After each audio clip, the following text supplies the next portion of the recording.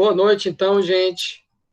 Uma vez que a turma foi consultada e a ampla maioria deu o seu aval permitindo a gravação, ninguém se manifestou de maneira contrária, a gente começa agora gravando nossa aula, que fica disponível para todos no nosso canal lá no YouTube, né? Quem ainda não se inscreveu, pode ir lá se inscrever, né? Maravilha, queridos. Já havíamos batido um papo, não é? Antes, antes do início aqui da gravação, falando sobre reinício das aulas e atual conjuntura econômica, mas agora é o momento da gente focar em finanças propriamente dito, né? No mundo 3. Hoje é talvez a aula teórica e prática mais importante do curso, né? Hoje a gente vai fazer um apanhado bastante interessante. E, claro, somando as informações de hoje com as de segunda-feira, em que aprendemos a lidar com a composição de uma carteira quando a gente só tem duas ações, por exemplo. E juntando com as informações de quarta-feira da semana passada, em que aprendemos a montar uma carteira com Ibovespa e poupança, por exemplo, um ativo arriscado qualquer e poupança. Juntando tudo isso com as informações de hoje, porque o mundo 3 é uma junção do mundo 1 com o mundo 2, a gente vai ter 2 ativos arriscados e 1 risk-free. Juntando tudo isso, muitos insights virão. Teremos fórmulas novas, locus novo, e é até bom que esse tipo de aula caia numa quarta-feira, para vocês terem tempo de até segunda revisarem, tirarem dúvida com o papai por e-mail, pelo Zap, porque segunda e quarta da semana que vem, depois de vocês terem tido tempo para amadurecer um pouco, revisar, tirar dúvida, para a gente praticar bastante. As aulas da semana que vem são só de exercícios. Então, não fique tão preocupado caso, por mais que a gente se esforce, ainda permaneça alguma dúvida da aula de hoje, porque semana que vem não é só aula tira dúvida, não. É aula de exercício, do início ao fim. Então, eu vou te passar exercício, vou fazendo junto com você, a gente vai checando aqui o gabarito, vai fazendo junto, e vai fazer quantos exercícios o tempo nos permitir, tá? E aí, à medida que a gente está fazendo exercício, a gente está aprendendo, está consolidando e está, claro, tirando dúvidas, tá? Muito bem. Então, deixa eu começar aqui a apresentar para vocês, né? Apresentar aqui tela inteira.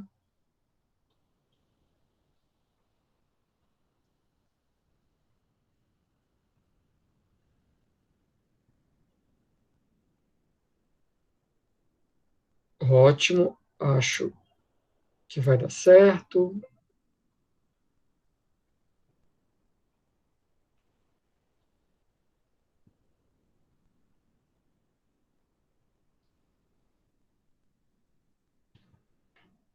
Iria ouvir, se possível, o áudio de vocês, porque agora eu passo a não ter mais acesso ao chat, né?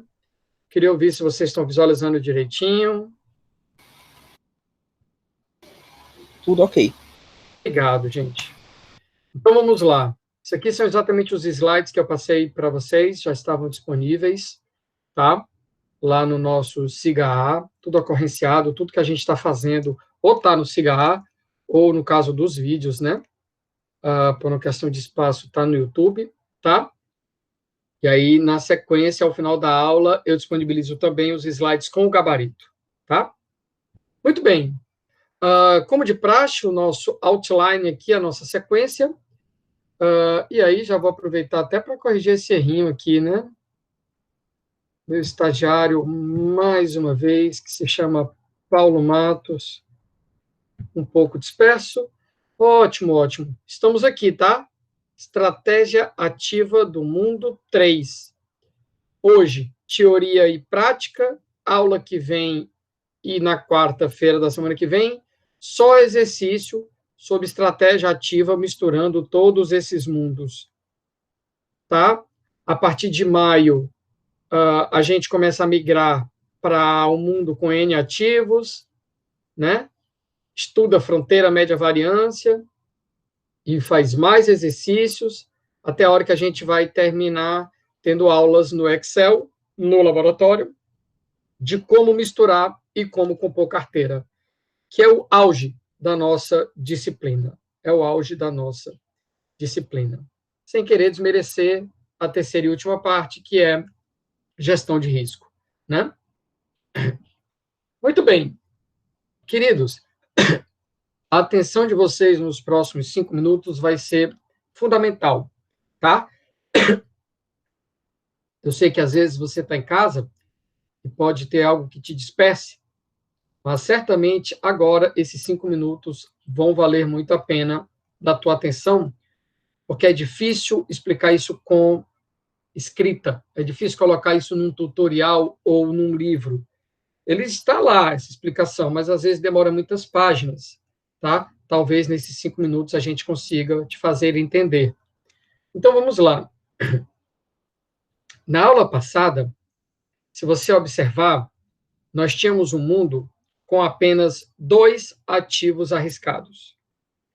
E a gente entendeu que o locus, seja com 2 ativos arriscados, seja com um ativo arriscado e um risk-free, o locus sempre tem que ser desenhado, plotado, nesse eixo horizontal com risco, vertical, retorno esperado.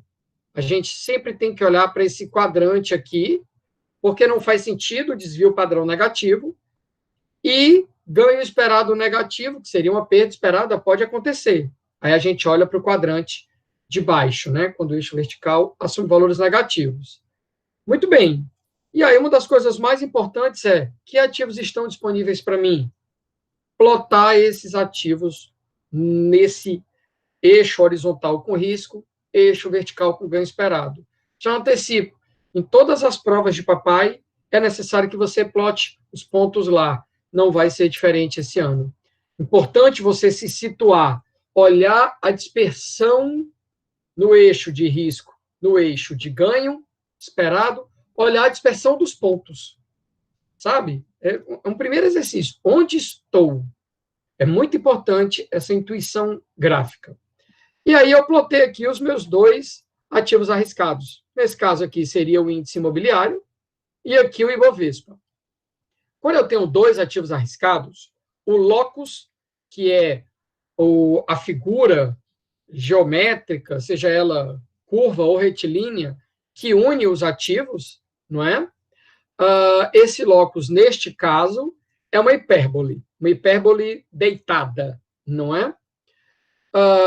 Ambos os ativos podem estar na parte de cima, pode acontecer de um ativo estar na parte de cima e o outro na parte de baixo, né? Enfim, em um caso bem patológico, seria uma reta unindo 2 ações, caso pouco comum. Muito bem. Então, você tem aqui a tal hipérbole unindo os 2 únicos ativos arriscados, imobiliário aqui em cima e também com maior risco, e Bovespa mais aqui embaixo e com menor risco. Ótimo. E o que quer dizer essa hipérbole mesmo? Todos os ativos que eu posso formar, todas as carteiras, com Ibovespa IMOB, estão aqui nesta hipérbole. Não é possível montar uma carteira bem aqui no meio. Não, por enquanto não é possível. Não é possível montar uma carteira aqui fora. Também não é possível. Com esses 2 ativos arriscados, necessariamente tua carteira tem que estar nesta hipérbole. E aí o problema de otimização ao qual fizemos menção na aula passada foi minimização do risco, que era justamente essa carteira que ficava aqui no bico da hipérbole, ou seja, o ponto mais próximo do eixo vertical, o ponto de menor risco, né? À esquerda deste bico não é uma carteira factível, não com esses 2 ativos, tá? Muito bem.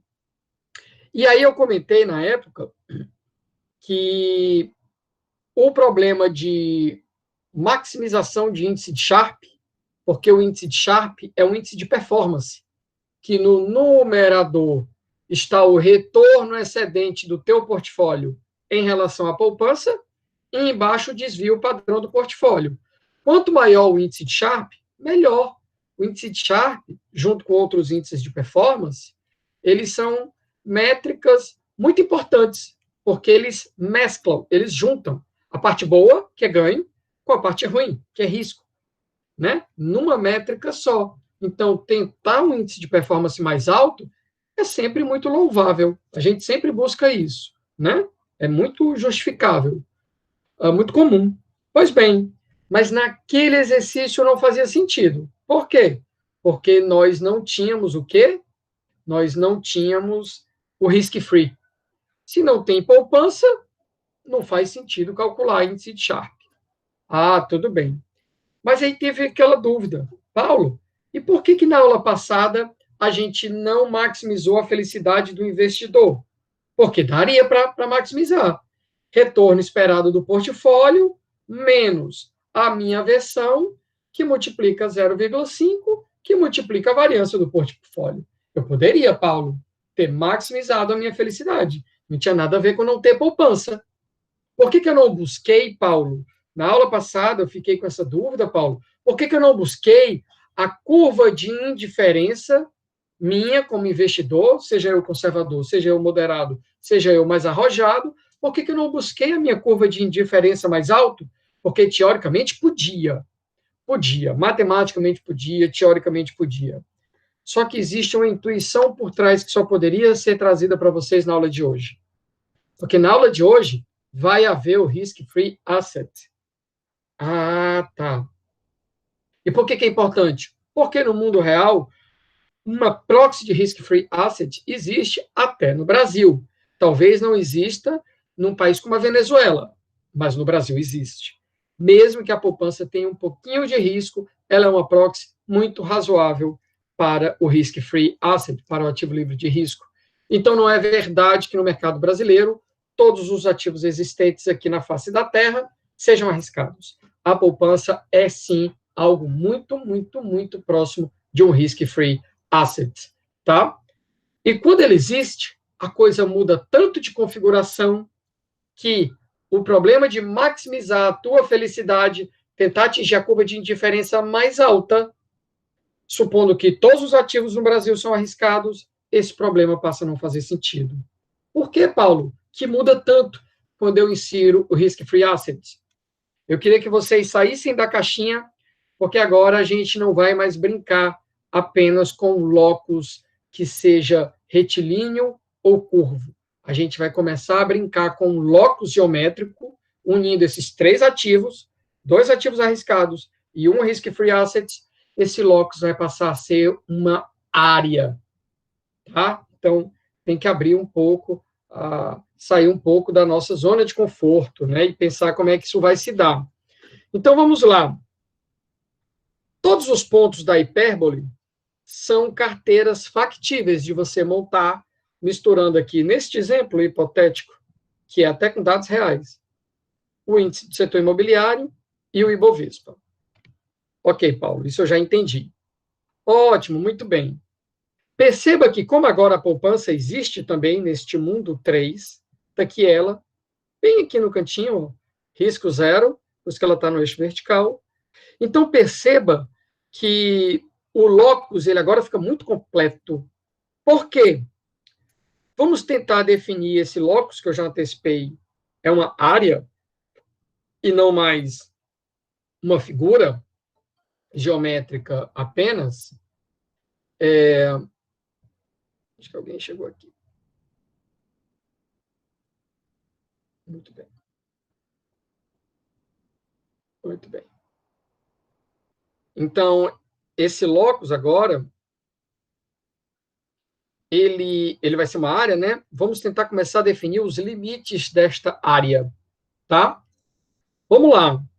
Paulo, quando eu ligo a poupança a um ativo arriscado qualquer,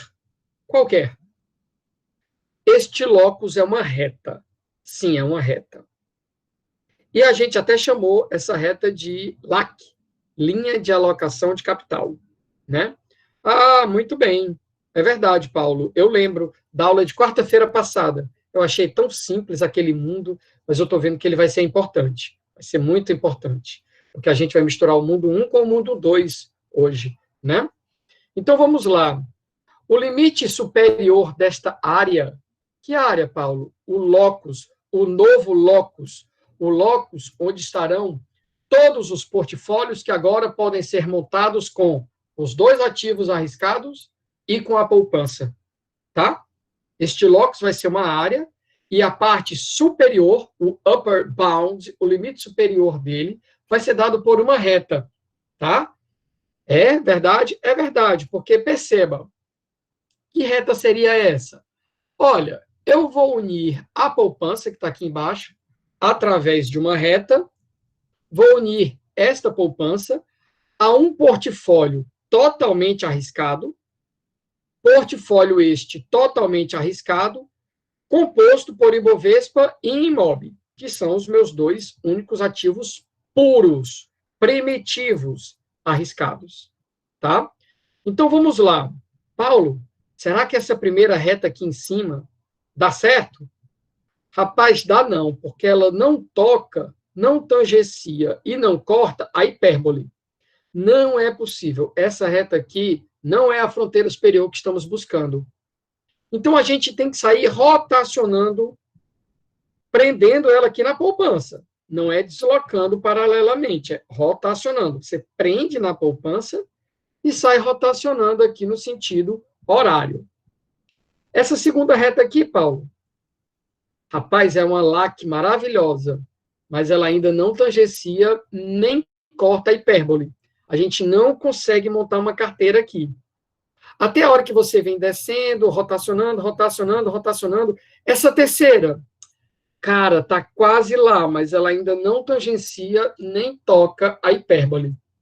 E aí, perceba, quando eu continuar minha rotação, eu vou ter aqui infinitas retas, estas sim, totalmente factíveis, e vão ser infinitas retas. Como assim? Olha, você pode linkar essa reta unindo poupança com Ibovespa, você pode linkar uma reta poupança Imob, e pode linkar uma reta poupança com todos os portfólios, não mais puros Imob ou Ibovespa, mas todos os portfólios compostos por Imob e Ibovespa, que estão aqui na hipérbole. Então, eu posso linkar um ponto de poupança com o portfólio bem aqui em cima na hipérbole, é uma reta que passaria por aqui, ó. Eu posso uma reta ligando poupança com o próprio Imob, poupança unindo uma carteira na metade do caminho Imob e Ibovespa, uma reta ligando poupança ao ativo de risco mínimo, e aí posso linkar também poupança com todos os portfólios que estão aqui na fronteira inferior da hipérbole. Então, perceba que são infinitas retas. Só que eu queria te chamar a atenção para uma delas, que vai ser o limite superior, que vai ser atingido por uma condição de tangência. Porque, exceto a reta que tangencia em cima, todas as outras infinitas retas não serão tangentes, porque elas não vão dar um selinho no gráfico, elas vão cortar o gráfico. Uma reta tangencia uma figura geométrica se ela tem ali um toquezinho sutil, mas não toca mais a curva em outro lugar. Quando ela toca e corta a curva em 2 ou mais lugares, ela passa a ser chamada de uma secante. Então, tem uma LAC que vai ser tangente, e vai tangenciar na parte de cima. Já explico quando é que isso vai acontecer. E todas as outras LACs que unem poupança a um portfólio 100% arriscado, composto por esses 2 únicos ativos primitivos arriscados, todas as outras LACs serão secantes, porque elas vão cortar a hipérbole em 2 lugares, necessariamente. Necessariamente.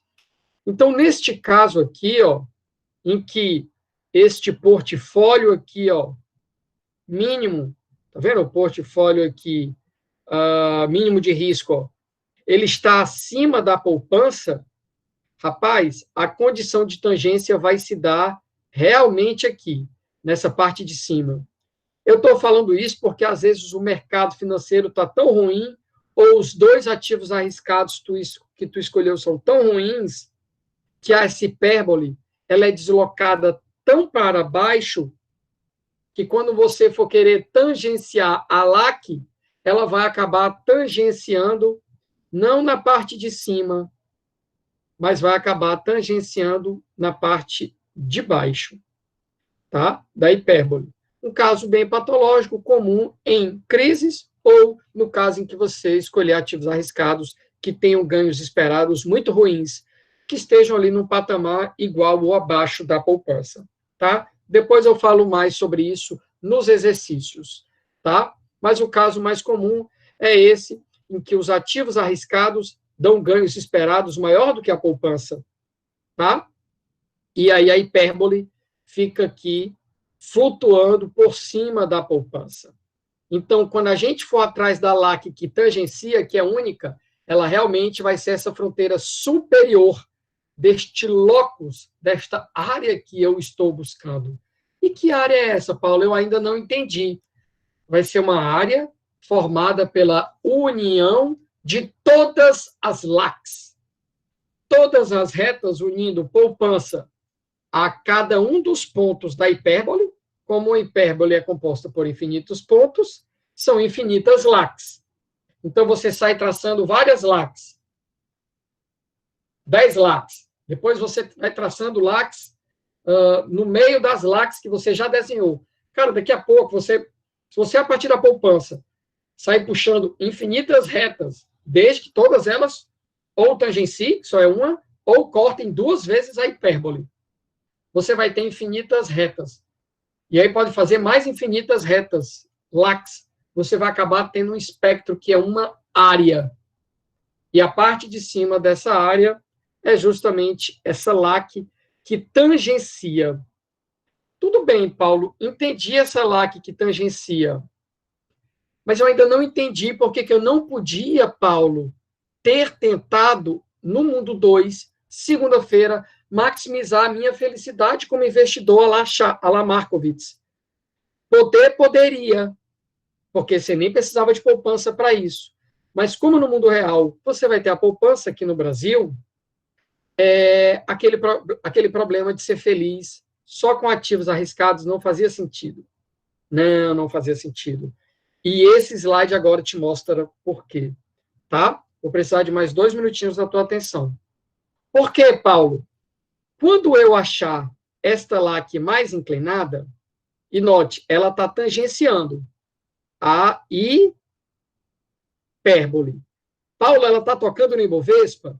Pode ser uma ilusão de ótica, tá? Mas não está não, tá? Ela está pertinho do Ibovespa, eu estou vendo, mas é porque o portfólio na hipérbole, o portfólio que maximiza índice de Sharpe, ou seja, que tem a LAC mais inclinada, esse portfólio, coincidentemente, ficou pertinho do Ibovespa. Só uma coincidência. Então, aqui, queridos, vai o insight mais rico da aula de hoje. Esse portfólio que maximiza o índice de Sharpe é a menina dos olhos de ouro do mercado. O que os fundos de investimento em ações fazem é achar um portfólio que maximiza o índice de Sharpe. Ele é o portfólio que tem LAC mais inclinada. E talvez não tenha caído a ficha na sua cabecinha por que ele é tão importante. Por que maximizar índice de Sharpe faz com que você tenha LAC mais inclinada? Lembra do mundo 1, há uma semana? A inclinação da reta que une o portfólio arriscado à poupança, a inclinação dessa reta por construção é o índice de Sharpe. É o ganho esperado do portfólio menos o risk-free, né? Aqui, ó. né? Como é que chama? É cateto adjacente, né? Sobre o cateto vertical, se você montar o gráfico, vai ser ganho esperado menos o risk-free. Essa vai ser a altura. Na parte horizontal aqui da escadinha, você vai ter o quê? Desvio padrão do meu ativo, do portfólio em questão, tá? Então, quando você faz isso, a divisão do cateto em pé, né, pelo ladozinho deitado, a tangente aqui deste ângulo, dessa inclinação, é justamente o índice de Sharpe. Então, quando eu tiver só 2 ativos arriscados, e aí já dou um spoiler, tanto faz se você tem 2, 3, 4, 20 mil ativos. Sugiro que você coloque no máximo os 25 ou estourando 30, porque no teu software de otimização, se você pedir o peso para 25, 30 ações, tal que tu acha uma carteira com maior índice de Sharpe, dizendo qual é a poupança, claro, dando todos os inputs que o problema necessita, a resposta pode ser confiável. A partir de 30, eu não confiaria mais, porque não é uma conta como a que a gente vai fazer aqui, condição de primeira ordem, e acha. Não. Começa a ser por cálculo numérico, por aproximação. E aí compromete muito a convergência de resultado, se você colocar ações demais. Fica um problema grande demais, e isso compromete a confiança no teu resultado. E eu te pergunto também, para que tantas ações? Não é? No final das contas, até fundos com bilhões de reais de patrimônio líquido, normalmente tem entre 10 e 15 ações. Por isso que agora começa a fazer sentido, por que as aulas de estatística descritiva eram importantes. Não adianta nada tu maximizar índice de Sharpe como ninguém, usar o melhor software de otimização do mundo, caso os ingredientes, os insumos, que são os ativos, ganhos esperados, desvio padrão e correlações, caso esses ativos sejam podres. Não tem como essa receita ficar boa. Por isso que é tão importante você esmiuçar as entranhas da tua base de ações, tua base de ativos, para, a partir daí, você montar um portfólio através de um bom problema de otimização. Entende? Porque você não vai botar as 500 ações lá dentro. Só vai botar 20, 20 e poucas, para depois ficar com 10, 12, 15, talvez até menos de 10, dependendo do teu dinheiro, né, por causa dos custos de transação e de monitoramento. Então, escolha bem as 20 que você vai botar no nosso exercício, que a gente vai fazer em maio, já no laboratório, sempre com 20 ações. Muitíssimo bem escolhidas, com base em vários critérios, isso a gente já discutiu amplamente aqui. Então, tanto faz se eu estou com 2 ou com 20, eu sempre vou buscar a primeira coisa, maximizar o índice de Sharpe. Por quê? Porque essa é a carteira arriscada ótima. Carteira arriscada ótima. 100% composta só por ativos arriscados, no nosso caso, ações, e ela não nasce assim, sem querer. A carteira arriscada ótima, é porque vem fruto de uma otimização. E que otimização é essa? Maximização do índice de Sharpe.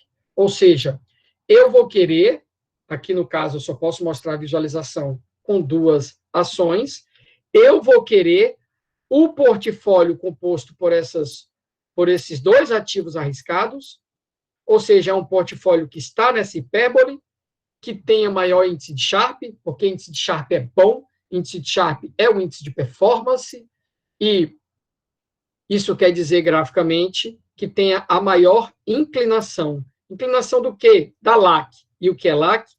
A reta que une o portfólio à poupança. Rapaz, mas a LAC, Paulo, do Ibovespa, ficaria pertinho, ficaria. Se eu linkasse aqui a poupança ao Ibovespa, seria quase uma reta em cima dessa LAC azul. Só que ela seria uma rotação um pouquinho para dentro. E a LAC unindo a poupança ao IMOB? Essa é claramente bem para dentro. E qualquer outra LAC unindo a poupança a qualquer portfólio factível de ser construído com Ibovespa imóvel e IMOB, vai ser uma LAC mais rotacionada e menos inclinada. Por quê? Porque essa é a LAC mais inclinada possível. É a que tangencia. Qualquer LAC um pouquinho mais inclinada do que essa, se eu rotacionar, ela já não toca mais a hipérbole. E aí vem a explicação de por que maximizar a felicidade buscando a tua curva de indiferença mais alta. As curvas de indiferença estão aqui, ó, de verde tracejado. Quanto mais alto, mais feliz tu é, tá? Independente aqui de ser de um investidor mais conservador, mais arrojado, tanto faz aqui, tá? O jeitão é esse, né? Por que não fazia sentido procurar a curva de maximização de felicidade mais alta que tocasse a hipérbole? Porque no mundo 2 eu só tinha hipérbole, só tinha 2 ativos arriscados. Por que não faz sentido? Porque no mundo real existe o risk-free. E quando existe o risk-free, eu não tenho mais que ficar olhando para a hipérbole. Quando existe o risk-free, eu tenho que olhar para um novo locus. E esse locus, ele é composto pela união de infinitas LACs. Principalmente começando por essa LAC mais inclinada, que une a poupança ao portfólio, que maximiza índice de Sharpe, que é o principal problema de otimização que a gente vai resolver na aula de hoje. Então, toda vida que eu te der 2 ativos arriscados, e na prova vocês serão sempre 2 ativos arriscados para resolver o problema, tanto achar esse portfólio aqui do bico, que é o portfólio de risco mínimo, é um problema interessante, como achar o portfólio que maximiza o índice de Sharpe, que é esse que tem a LAC mais inclinada. E esse é o portfólio, no caso, quando você tem 20, 30 ações muito bem escolhidas, esse é o portfólio que os fundos de investimento em ação sugerem. Então, o que o fundo de investimento em ação faz é construir uma carteira para sugerir para os clientes. Paulo, não me diga isso, que novidade. O que você não sabia é que, no mínimo, 67% desse portfólio de fundo de investimentos em ações tem que ser composto só por ações. Claro que eu sabia isso, Paulo. Tá, e o que é que você acha que está por trás das escolhas? Tem vários elementos, diversificação setorial, tudo isso eu sei. Mas como é que ele mistura no final das contas? Porque na hora que ele estabelece lá os critérios deles e define, por exemplo, ações top 10, ele vai botar 10% em cada uma, vai fazer um portfólio equal weighted? É possível, mas não é isso que eles fazem. Não quando eu olho o balanço na CVM, né? Porque ao final de cada mês, os fundos têm que mostrar a composição de suas carteiras. Ex-post, né? Porque ex-ante seria dar o ouro para o bandido, né? Esse é o segredo das 7 chaves, né? E eu olho para as carteiras e elas não são equal weighted. Muito provavelmente o que está lá por trás ou é exatamente esse problema de otimização ou é algo muito parecido, maximizar o índice de performance. Por que eu falo algo parecido? Porque é possível maximizar o índice de treino, é possível maximizar outros problemas, que no fundo, a ideia é a mesma, tá? Ter uma maior performance possível. Essa carteira arriscada ótima, que fica aqui na condição de tangência, quando eu ligo ela à poupança, eu tenho a LAC mais inclinada. Toda a área abaixo e à direita dessa LAC é possível, é o meu locus, porque nesta área estarão todos os portfólios que eu consigo montar com poupança, IMOB e Ibovespa, neste caso. Paulo, mas tem que ter uma parte de baixo. Tem uma parte de baixo. Eu não consigo montar um portfólio bem aqui assim, por exemplo. Colado na poupança e um pouquinho abaixo. Não consigo. Também não sei para que ele serve, né? Mas, enfim. Sorry. Por quê? Porque vai ter uma reta saindo aqui de baixo, linkando a poupança, que vai ser o braço inferior. Só que esse braço inferior não vai tangenciar a hipérbole. Ele vai convergir para, no infinito, a hipérbole e essa reta se tocarem. Então, o que a gente faz é um esboço dessa linha. Como ela não é por uma condição de tangência, e ela só vai se encontrar com a parte de baixo da hipérbole no infinito, e o infinito é longe como o diabo, né?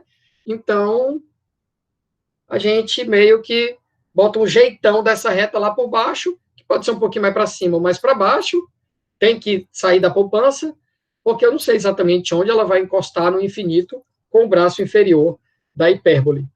Essa área, portanto, ligando essas duas retas, tipo um triângulo, né? Não é um triângulo porque eu não tenho a outra reta, a outra perna do triângulo, né? Mas nasce como sendo um triângulo. A parte de cima muito bem definida, porque é a LAC mais inclinada, e a de baixo, que vai tipo uma assíntota, vai encontrar com a hipérbole no infinito, mas a gente sabe mais ou menos por onde ela passa.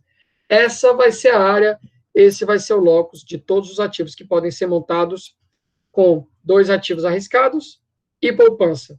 Paulo, e quando forem 20 ações, vai ser a mesma coisa.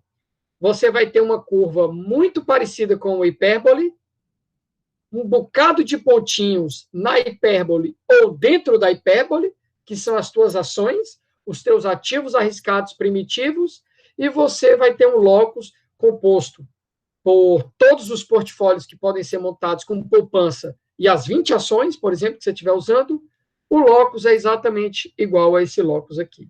Exatamente igual. A diferença é que você não vai ter só 2 pontinhos amarelos, você vai ter 20 pontinhos amarelos. Alguns podem até estar na própria hipérbole, que vai ser a fronteira média-variância agora, né? E outros estarão dentro da hipérbole. É só isso. Mas todos os insights da aula de hoje são os mesmos para quando você tiver 20 ativos. Por isso que essa aula de hoje é muito rica. E por que é importante associar isso ao desenvolvimento dos fundos de investimento em ações? Olha, mais de 90% das transações do mundo, direto ou indiretamente, estão associadas aos fundos. Livros e papers falam muito disso, né? Óbvio que é uma estimativa aproximada, mas enfim. E por que eles crescem tanto? Por que é tão importante, não é? Olha, a minha leitura é que a gente não deveria procurar montar, através de uma estratégia ativa, o nosso próprio portfólio composto por ações. Por que não, Paulo? Olha, porque os fundos de investimento fazem isso. E perceba que quando o fundo de investimento faz isso, vai ficar claro no próximo slide, é uma decisão técnica. Achar a carteira com maior LAC, com a LAC mais inclinada, melhor dizendo, ou seja, aquela que tem o maior índice Sharpe, essa carteira é uma decisão técnica. Não tem nada a ver você ser conservador, ousado, arrojado, moderado, nada a ver. É uma carteira técnica. Se todos os fundos usassem a mesma base de dados e tivessem o mesmo programador e decidissem otimizar o mesmo problema, todos eles achariam a mesma carteira arriscada ótima. Só que eles têm mais informação do que você. Eles podem montar uma carteira arriscada ótima com mais ações, que eles têm mais dinheiro. Eles podem montar uma carteira arriscada ótima que faça um pré-filtro das ações melhor do que o que a gente faz, porque eles podem ter informação privilegiada. Então, assim, em tudo por tudo, eles têm mais informação, mais capital humano, mais tecnologia, mais programação, mais dinheiro para montar a carteira arriscada ótima. Em resumo, eles têm tudo para montar uma carteira arriscada melhor, carteira arriscada ótima, melhor do que você, melhor do que eu. Então, como é que eu vou ser feliz, Paulo? Então, escolhendo um bom fundo de investimentos em ações, aquele que realmente monta uma carteira arriscada ótima, top de linha, que não é por sorte que ele performa bem, porque ele tem persistência, ele é de fato um winner, ele é um Lewis Hamilton da Fórmula 1. Ele está sempre no pódio. Pode não ser o the best, mas ele é ali top 5, top 10 o tempo inteiro. E aí, para você ser feliz mesmo, não bote 100% nele, não. Porque as suas curvas de diferença são suas, meu querido. Independente de você ser conservador ou ousado. E aí você vai ser feliz achando tua carteira nessa linha de alocação de capital mais inclinada. Não precisa ser 100% aqui nessa carteira arriscada ótima que o fundo monta. Bote um pouquinho no fundo, tá ele aqui, e um pouquinho na poupança. Seja feliz ao longo dessa LAC. Neste caso aqui, eu peguei um agente bem arrojado, tá? E o mercado acionário está tão melhor do que a poupança, que esse cara vai ser feliz, ó, maximizando a felicidade dele, colocando aqui mais do que 100% no fundo de investimento em ações, que propõe essa carteira arriscada ótima, fruto da maximização do índice de Sharpe, graficamente falando, que tem a LAC mais inclinada, e para que a soma dê 100%, ele deve estar botando aqui, aproximadamente, tá? 140% nesse fundo arriscado, nesse fundo de investimentos em ações, menos 40% na poupança. Esse cara está pedindo, suponha que ele tenha 100 mil, ele está pedindo 40 mil ao sogro dele, junto com os 100 mil, está botando 140 mil nesse fundo de investimento em ações winner, persistente, robusto, top 10. Tá? Paulo, mas poderia ser uma carteira não de um fundo, que ele mesmo montasse, que é o que a gente vai aprender agora. Pode. Você monta a carteira e aí acha a carteira arriscada ótima. Depois que você acha a carteira arriscada ótima, esquece, cara, esquece que tu tá no mundo 3. Volta ao mundo 1. Porque o que era o mundo 1 que papai te ensinou há uma semana com precisão? O mundo 1 era o quê? Ser feliz, misturando poupança e um Ibovespa. Só que agora tu vai ser feliz misturando o Ibovespa e a carteira arriscada ótima.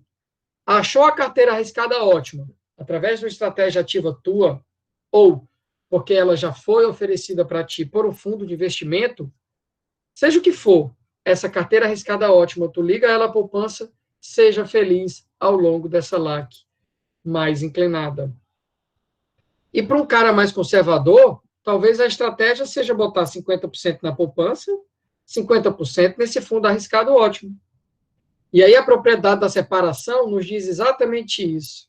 Propriedade da separação, acredito eu, enunciada nos trabalhos no início da década de 60, mas me falha a memória em qual propriamente dito, acho que no do Jensen, de 68, acho que sim, tá? Ela nos diz o quê? Paulo, a primeira etapa é uma etapa técnica. Mistura só ações, esquece que tem poupança, não bote nada na poupança, mas use a poupança para calcular o índice de Sharpe. E busque a carteira arriscada ótima, aquela que maximiza o índice de Sharpe. Isso os fundos de investimento fazem com maestria. Depois, você como investidor idiosincrático, com os seus traços psicológicos, com a tua aversão ao risco, mistura essa carteira arriscada ótima com o risk-free rate. Se você for no fundo, num banco agora, e diz, olha, eu estou aqui com 50 mil, queria investir, sabe o que é que eles vão te propor? Muito comum. Eu sei porque até para um investidor de pequeno porte como eu, já passei por isso. Tanto no Itaú, como no Bradesco, como no Banco do Brasil, onde eu já operei. Sobra um dinheirinho, tu pede para aplicar, fala um pouquinho do teu perfil, o gerente sugere um fundo, e aí ele sugere combinações, que é mais ou menos assim. Olha, não bote 100% nesse fundo arriscado, não. Nós temos aqui 3 opções, tipo 50% na Selic, que nem é Selic, o que está por trás é a Selic, mas normalmente é um fundo de renda fixa, tá? Lastreado em título público, então basicamente ela é Ctrl+C, Ctrl+V da Selic, a maioria das vezes, tá? Pode até ser algo diferente. Bote metade aqui na renda fixa, metade nesse fundo aqui de investimento em ações nosso, que ele é massa. Ou bote 25,75, ou bote 33,67. Então, é muito comum isso. Se você for para um fundo para uma opção de, como é que chama? Previdência complementar, às vezes eu boto um dinheiro lá para as minhas filhas tirarem daqui a 30 anos, aí lá tem a opção. Como é que você quer compor? Não pode botar 100% no mercado acionário, não. No máximo, se eu não me engano, é meio a meio. E aí o meu dinheiro está lá. Metade renda variável, metade renda fixa. Metade, este tal fundo de investimento em ações, que deveria ser fruto, uma proxy dessa carteira arriscada ótima, metade, basicamente, Selic. É como se fosse a proxy aqui do risk-free rate. Então, essa é a propriedade de separação. Eu não calculo mais carteira arriscada ótima para mim. Eu escolho um bom fundo e misturo ela, no caso com poupança, com Selic, alguma coisa do tipo. E aí, mãos à obra, não é? Mãos à obra por quê, papai Paulo? Olha, porque agora, mais uma vez, meu estagiário aqui errou, né? Deixa eu corrigir já aqui.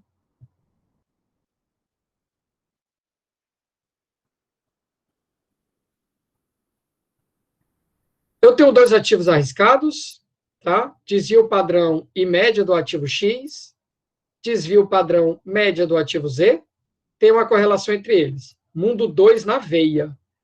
Mistura com o mundo 1, eu tenho aqui poupança ou Selic, um risk-free, que, claro, não tem desvio padrão. Já entendemos a questão do locus geométrico, porque a gente viu na aula, no slide passado, e agora vamos para a cara desse portfólio, hein, Paulo? Mas que portfólio, Paulo, pelo amor de Deus? O portfólio é o portfólio arriscado ótimo. É isso que a gente vai brincar. A gente não vai botar dinheiro na poupança ainda. A gente vai usar a poupança só para compor o índice de Sharpe. O portfólio arriscado ótimo, ele ainda está na hipérbole, tá? Então, eu posso me basear nas equações da aula passada, que era o mundo 2. Então, aqui, a variância do meu portfólio arriscado ótimo, que é o quê? O quanto eu ponho no ativo X, vezes o desvio padrão desse ativo X, tudo isso elevado ao quadrado, o quanto eu vou pôr no outro ativo Z, vezes o desvio dele, ambos elevado ao quadrado, mais 2 vezes correlação de um, desvio do outro, desvio de um, peso do outro. Isso aqui é a fórmula exatamente igual da variância, né, da aula passada. E a média é a mesma coisa. O peso de um vezes média de um, peso do outro vezes média do outro. Ok? Ok. Só que agora, olha o probleminha que a gente vai resolver. Índice de Sharpe. Índice de Sharpe Paulo, vai ficar confuso? Não, vai ficar trabalhoso. Mas a vida é assim, né? A vida, normalmente, é trabalhosa, né? Paulo, o índice de Sharpe é uma fórmula tão fácil. Média do portfólio arriscado, tá aqui ela aqui, ó. Tá vendo aqui, ó? Menos o risk-free, é um primitivo, dividido pelo desvio padrão do meu portfólio. Ou seja, eu vou ter que pegar esse catatal aqui, que é a variância, ainda vou ter que tirar a raiz quadrada e colocar no denominador. Meu amigo, aqui você usa pelo menos umas 2 ou 3 regras da cadeia. Mas e aí, Paulo? Aí eu vou maximizar o índice de Sharpe, que tem um numerador e um denominador, e vou igualar a 0. Eu preciso fazer essa conta? Eu acho que não. Essa conta está feita há muito tempo, não há nenhuma novidade nela, tá? E, claro, o papai vai te dar na prova. Você perderia 1 hora para fazer esse problema de otimização, teria uma grande chance de errar, e aqui não é cálculo. O que você precisa é saber que isso aqui veio de cálculo. E se você precisasse fazer, você faria, tá? Então, vamos lá. Na hora que você deriva igual a 0, eu vou achar aqui o alfa x, o quanto eu vou colocar no ativo x, tá? 1 menos alfa x é o quanto eu coloco no ativo z. E na poupança? Por enquanto, nada. Por enquanto, nada. Eu quero achar a carteira arriscada ótima de condição de tangência. Paulo, nessa fórmula aqui, eu preciso me preocupar em colocar, por exemplo, se o ativo tiver média de 2%, o ativo X, eu posso botar 2 aqui, ou tenho que botar 0,02? Nessa fórmula, desculpa, não precisa se preocupar com isso, tá? Pode colocar 2, aqui pode colocar o risk-free, aqui pode colocar o desvio padrão do jeito que ele vier, aqui elevado ao quadrado. Por quê? Porque tanto no numerador como no denominador, não colocando o número na forma centesimal, mas na forma como ele aparece para você, tá? Se você fizer isso, você vai estar multiplicando tanto média como desvio, tudo por 100. Você vai estar multiplicando o numerador por 100 ao cubo, o denominador por 100 ao cubo, corta, não vai mudar nada o teu alfa x. Então, a gente vai resolver esse probleminha. Vou explicar o próximo probleminha para a gente já ir para a nossa questão, que é um pouquinho mais trabalhosa. Depois que você descobrir o alfa x, tá? Misturando no nosso probleminha, Paulo, teremos 2 ações, TAEE e TSA, tá? Acho que isso aqui é Itaú, SA, Itaú alguma coisa. TAEE eu não tenho de cabeça, tá? Então, eu tenho aqui, eita, TAEE. O desvio padrão e a média dela. Tem o desvio padrão do Itaú, média do Itaú, correlação delas duas. E está aqui a poupança bonitinha. Vou usar essas informações e vou descobrir, por exemplo, aqui o peso que eu vou colocar no TAEE, que é o alfa X. Consequentemente, 1 menos isso é o peso do Itaú. Muito bem. Vou pegar esse alfa X, vou jogar de volta na fórmula, para descobrir a média e o desvio padrão, aqui está a variância, né? Teria que tirar a raiz, o desvio padrão desse portfólio arriscado ótimo. Para quê, Paulo? Porque é o seguinte, ó, aqui está um dos ativos, aqui está o outro, e eu quero plotar o portfólio arriscado ótimo nesta hipérbole, tá certo? Muito bem. Depois que você descobrir a média desse portfólio arriscado ótimo e o desvio padrão desse portfólio arriscado ótimo, você vai voltar para o mundo 1. Porque no mundo 1, eu queria que você fosse feliz através de uma LAC, misturando um ativo arriscado com a poupança. Só que agora tu não vai misturar Ibovespa com poupança. Tu vai misturar esse ativo que tu acabou de achar. Então, essa média do portfólio arriscado ótimo e esse desvio padrão que tu acabou de achar passam a ser os novos primitivos. E agora eu quero que você seja feliz. Agora eu quero que tu seja feliz montando um portfólio final. Um portfólio que vai misturar o portfólio arriscado ótimo com poupança. Como é que eu sou feliz, hein, Paulo? Maximizando aqui, ó, média e desvio padrão do portfólio final dentro da função utilidade de Markowitz, que quando a gente tira a condição de primeira ordem, a gente percebe que era o quê? Ai, Paulo, eu lembro, era a média do Ibovespa antes, menos poupança, dividido pela minha versão, fez a variância do Ibovespa. Só que agora eu não estou te pedindo para misturar Ibovespa com poupança, eu estou te pedindo para tu misturar o portfólio arriscado ótimo que tu descobriu na primeira parte do problema. Então, aqui vai entrar a média do portfólio arriscado ótimo e aqui vai entrar a variância do portfólio arriscado ótimo. E aí, agora tu vai achar um novo alfa. Aqui, 30 segundos da tua atenção. Por quê? Vou aqui dar exemplos, tá?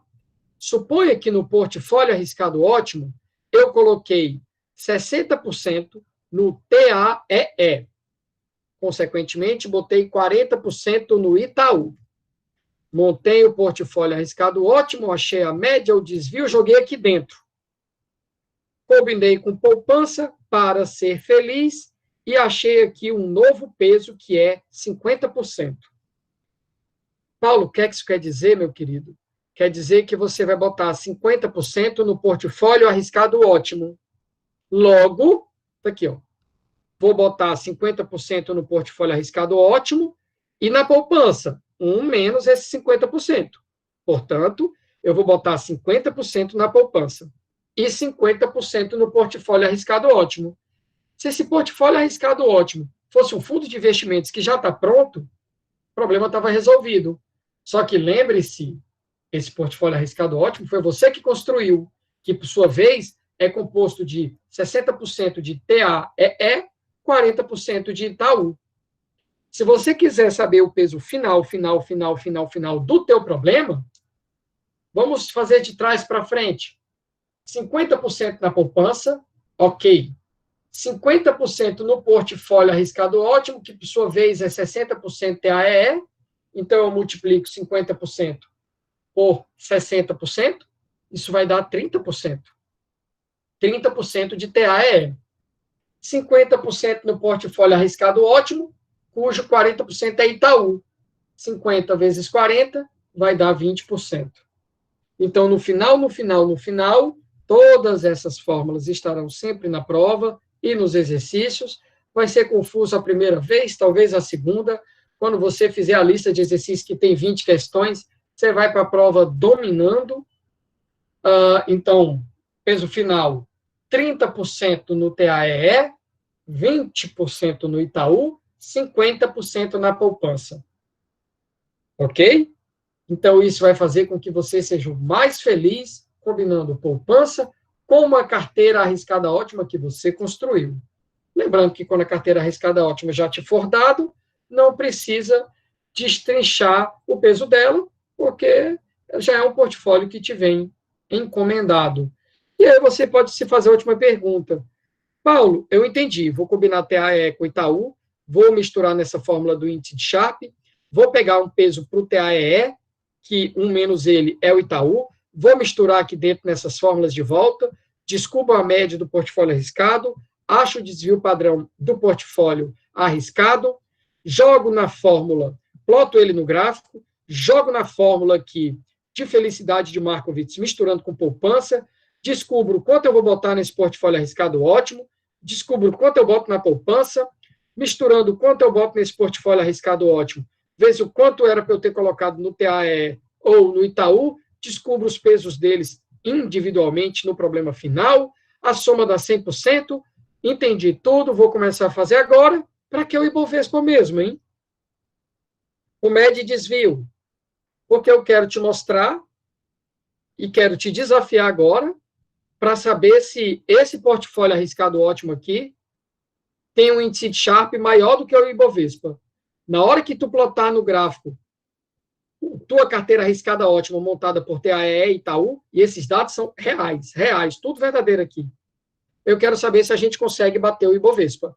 Eu quero saber se a LAC dessa carteira arriscada ótima é mais alta, é mais inclinada do que a LAC do Ibovespa, que a linha de mercado de capital é quando você liga a poupança ao mercado, ao Ibovespa. Eu quero saber, porque se for mais inclinada, tu tem condições de ser mais feliz ligando esta LAC mais inclinada à poupança, né? Escolhendo um ponto nela.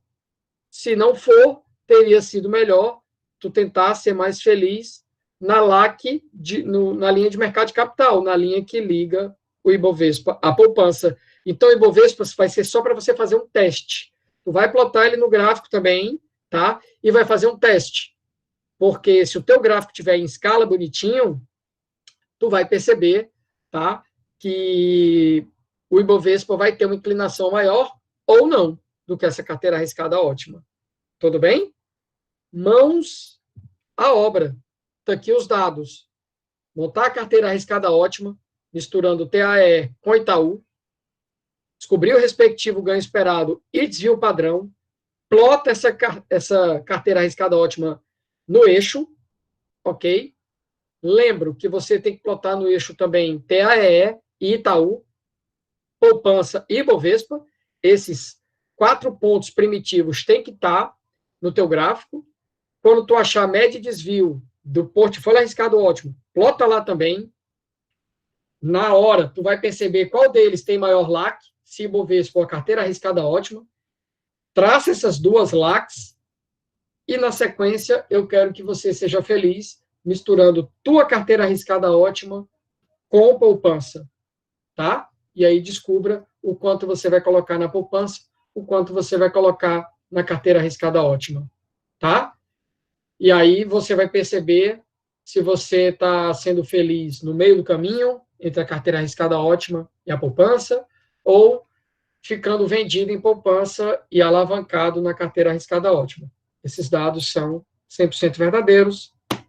Mãos à obra, papai já está com o gabarito pronto para mostrar à medida que as respostas forem aparecendo. Tá? Vamos lá? Para esse probleminha, até 8 horas a gente tem que ter bastante resposta. Tá? Eu vou ficar, então, aqui um pouco no chat para poder vê-los aqui, ao mesmo tempo que eu projeto aqui o slide. Tá?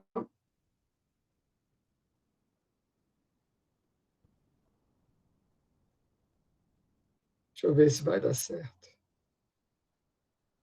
Acho que vai. Mais ou menos, deu certo.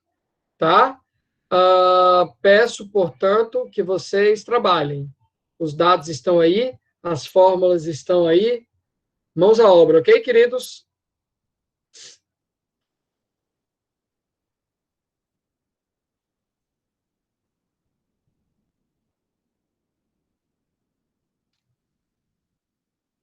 Não, ok?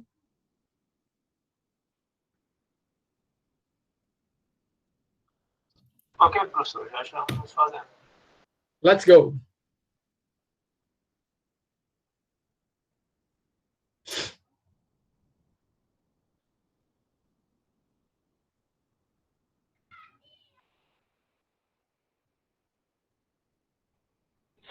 Ei, professor. Oi.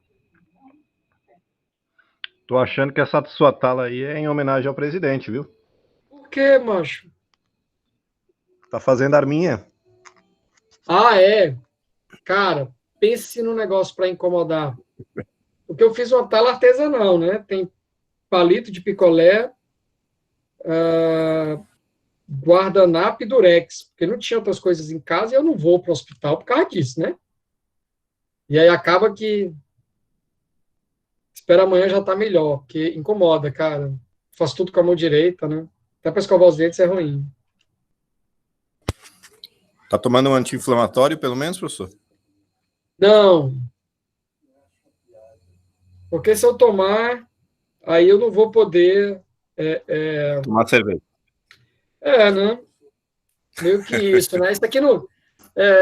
Aí é que tá, resolve um problema e aí gera outro psicológico, né? Então, assim, vou manter um procedimento menos ortodoxo e vou só botar uma talazinha para estabilizar, parar de usar notebook também ajuda, mas não vou de anti-inflamatório, não por enquanto, espero que não. Mas é uma graça isso, terrível.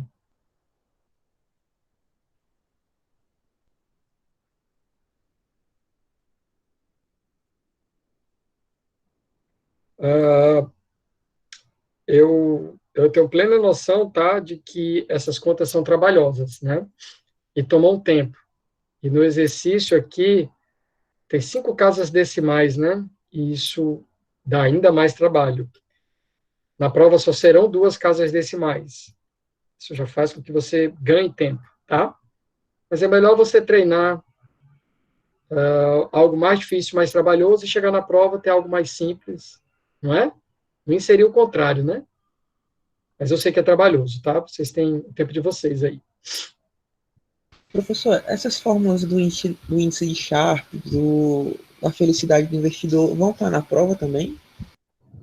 Oh, yes, posso até mostrar a, a prova para você, querido.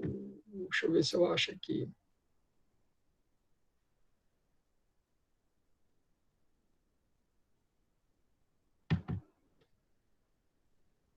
Olha aqui uma prova do ano passado, eu acho.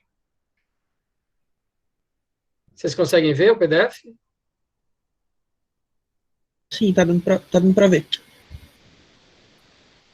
Olha, não tá com black box aqui, não. Eu acho que aqui é o gabarito já. Espera aí que eu te mostro já.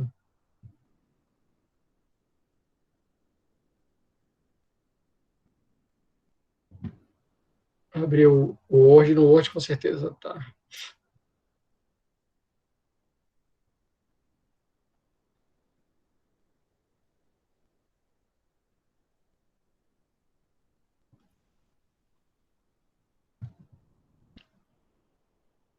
Pronto, com certeza tá, porque a nossa provinha tem 14 páginas, que coisa linda, né?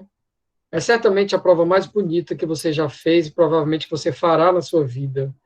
Todos os dados, ó, com 2 casas decimais. O papai já te ajuda e já te dá até o gráfico com a escala direitinho, né? Para tu não ter que fazer um gráfico de repente que te atrapalhe, né? Caso tu não tenha régua ou coisa parecida. E aqui as fórmulas que você vai precisar, ó. Tudo aqui bonitinho. Paulo, tem alguma fórmula mais que essa que eu vou precisar? Tem não, tem não. Papai dessa disciplina há 15 anos, praticamente. Nunca vi uma reclamação do tipo, tá faltando uma fórmula. Tá não, tá tudo aqui. Então, assim, se você não se identificou e acha que está faltando uma fórmula, você está fazendo errado, né? Então, todas as fórmulas que você precisa estarão no apêndice. Tá, meu querido? Ok, professor, obrigado. De nada. Deixa eu já ir aqui projetando o slide com o gabarito, que à medida que a resposta for chegando, a gente vai... Oh, God.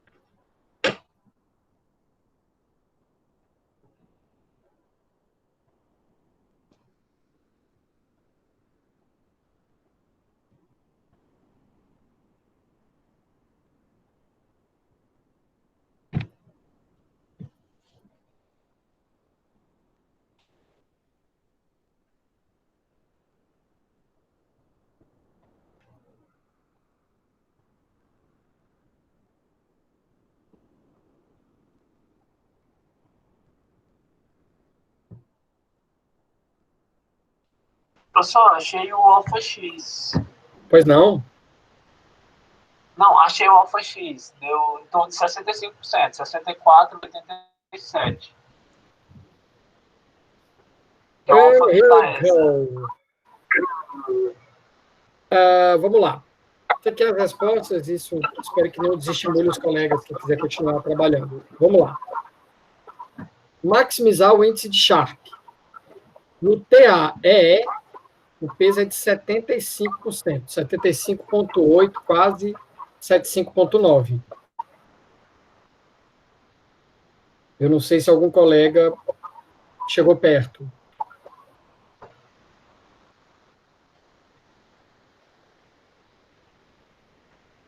Mas não se sintam pressionados. Oi? Esse aí já é considerando o índice de Sharpe, né? Já é multiplicando pelo alfa do portfólio, né? Não, né? Não entendi nada. É o seguinte, gente, ó. Primeira coisa, achar o alfa X de acordo com essa fórmula aqui, galera. Maximizar índice de Sharpe. Simples. Carteira arriscada, ótimo. Maior índice de Sharpe. Está lá a fórmula. Só isso. Por enquanto, só isso.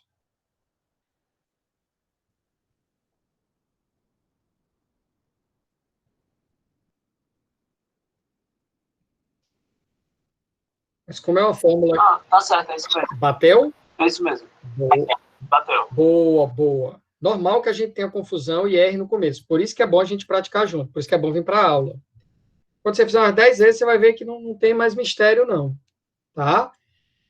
Quando você substituir esse 75 na fórmula de média e de desvio, e é chatinho isso, dá conta, mas tem que fazer. Toda prova vai ter isso. Você deve descobrir uma média de aproximadamente 0,13 e um desvio de aproximadamente 1,27. E, fundamental, plotar um gráfico, tá? Para você... Primeiro porque vai ser pedido, né? Eu vou te dar os eixos, já tudo bonitinho, mas você tem que saber plotar, né? Na horizontal, desvio, na vertical, esperado, bem esperado. Porque o recurso gráfico ajuda muito, cara. Isso aqui, esse gráfico é feito no Excel, mas eu faço ele na mão igualzinho, depois que eu ploto os pontos. Não tem muito mistério. Entende?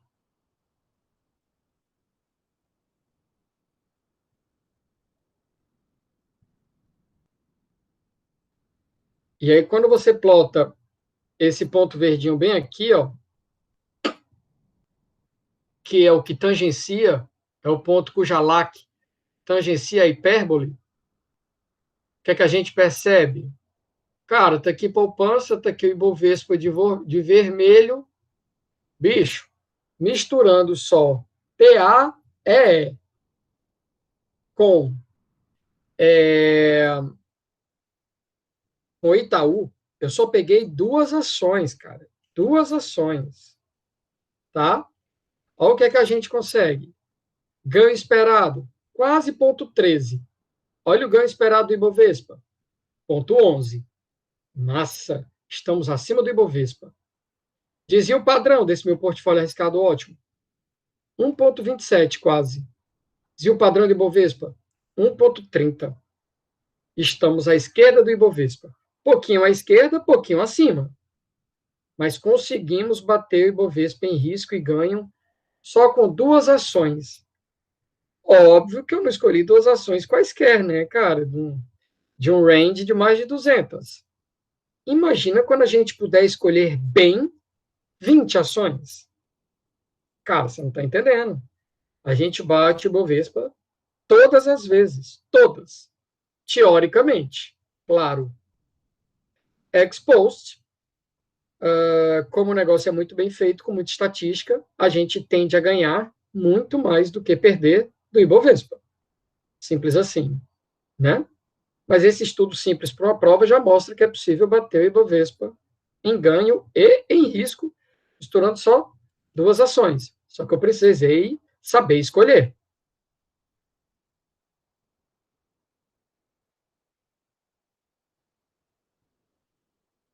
E aí, para finalizar a explicação deste gráfico, né? Depois que eu tenho aqui que o ganho esperado dele é 0,13 e o desvio quase 1,27, eu jogo nessa fórmula bem aqui, ó, para tentar ser feliz. E aí, com uma aversão ao risco, que aqui eu não lembro qual é que eu usei, importante ver isso. Eu deveria ter colocado aqui nessa resposta qual era a aversão, né? Porque esse peso depende, o quanto eu vou colocar na carteira arriscada ótimo, o quanto eu vou colocar na poupança, depende da minha aversão ao risco, né? Mas, enfim, só se eu fizer aqui rapidinho no Excel, mas dependendo de qual for a minha aversão ao risco, eu seria mais feliz bem aqui, ó. Minha curva de indiferença vai tangenciar o ponto mais alto bem aqui. Ou seja, eu vou ter que tomar emprestado 62%, prometendo remunerar a poupança, vou ter que pedir emprestado a algum parente, vou colocar o meu dinheiro, mais esses 62%, vou ficar bastante alavancado nessa carteira formada por TAE e Itaú. E com isso, vou ter um ganho esperado de 0,20% quase, correndo um risco de 2%. Que é essa carteira bem aqui, né? As curvas de indiferença não estão aqui, mas elas estão tangenciando essa LAC inclinada aqui, essa LAC verde, elas estão tangenciando exatamente nesse ponto aqui.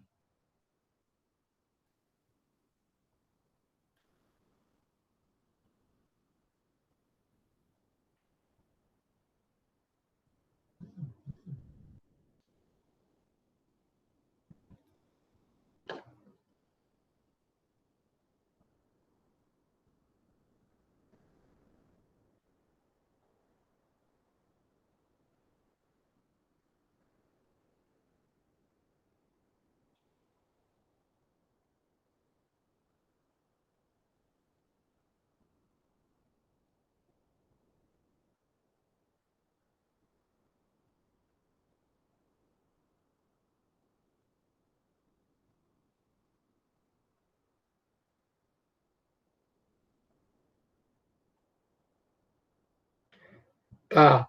Aqui, essa fórmula aqui para ser feliz, tá? É considerando uma aversão igual a 4, tá? É tão boa essa carteira arriscada ótima em relação à poupança e não me obriga a correr um risco tão alto que até para um cara com aversão igual a 4, que é o maior nível de aversão, é o cara mais conservador, ainda assim ele coloca 160% nessa carteira e fica vendido em 62% em poupança. E olha que ele é conservador. Mas tem uma hora que a disparidade do mercado acionário em relação ao risco free está tão alto que até o cara conservador bota tudo no mercado acionário e, se possível, até fica vendido, né, na poupança. Bom, eu queria ouvir os colegas, já são 8 horas, eu queria ouvir se alguém conseguiu achar a mesma resposta, se achou diferente, se quer tirar uma dúvida.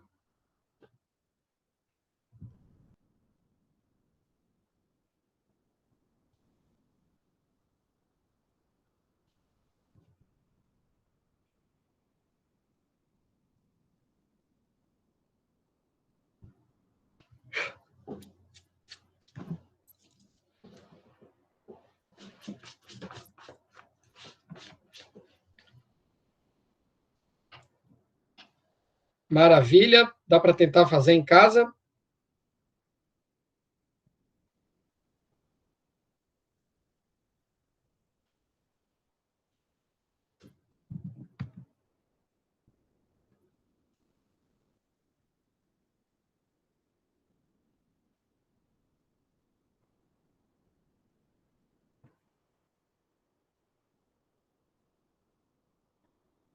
Já vou ajeitar aqui esse slide e deixar à disposição de vocês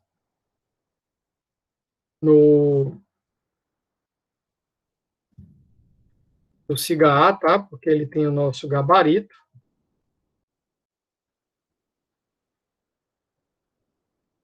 E eu queria confirmar com vocês se no começo do curso eu disponibilizei, meu líder,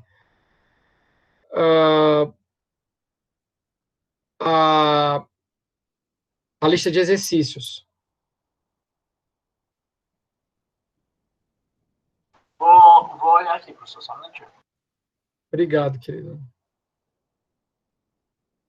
Acho que sim, está aqui. Foi disponibilizada a de 2019. Aqui. É essa. Tá?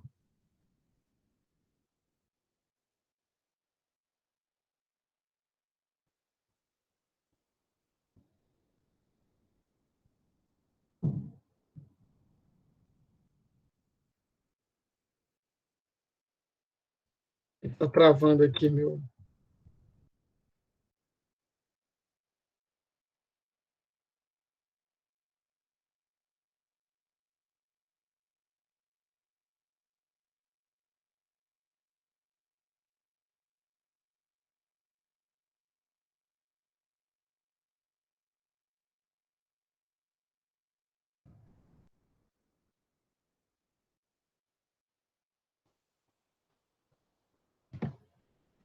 Líder, eu vou disponibilizar lá uma lista de exercício mais atual, com mais questões, tá?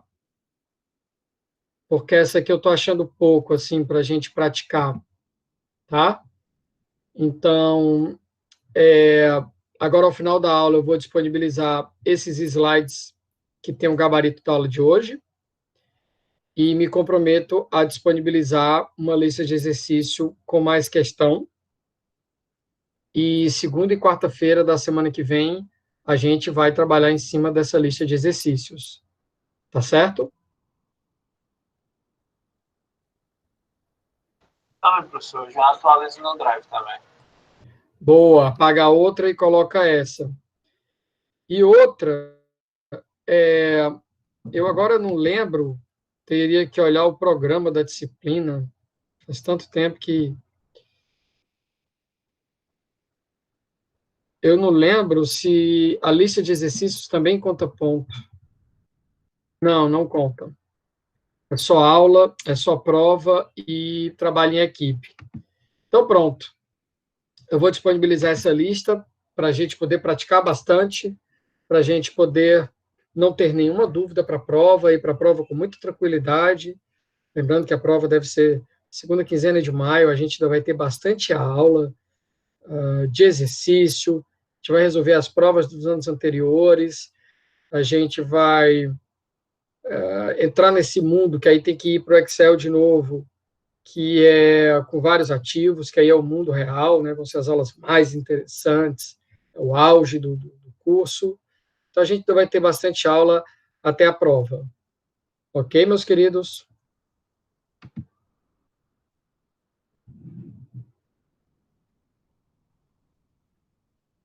Eu vou, então, interromper aqui agora. Tudo ok, professor. Vou interromper nossa gravação.